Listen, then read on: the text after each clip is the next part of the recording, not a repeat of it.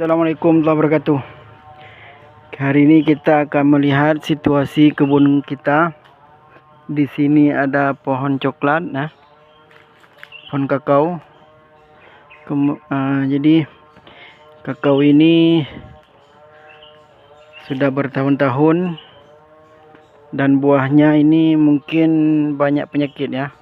Bisa kita lihat dari buahnya yang kulitnya tidak mulus ya. Kemudian banyak buah-buahnya yang kecil busuk. Lebih baik ini kita pindahkan. Tapi bisa kita lihat ini kecil-kecil sudah busuk kulitnya ya. Ini pun sama busuk dia.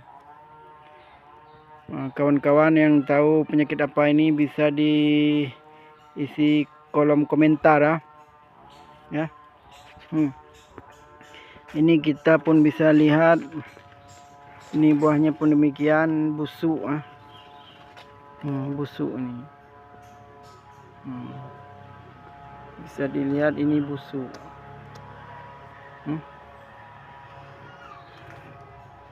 Kawan-kawan tolong di komen penyakit apa yang ada di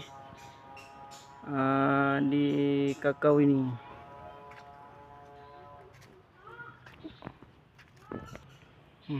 Ya, sangat disayangkan jika buahnya begini, sangat disayangkan ya. Ini pun demikian, sangat disayangkan.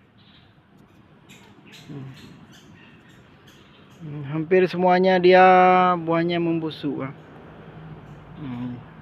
Hampir semuanya busuk. Oke, terima kasih sudah hadir. Jangan lupa subscribe, like, and share.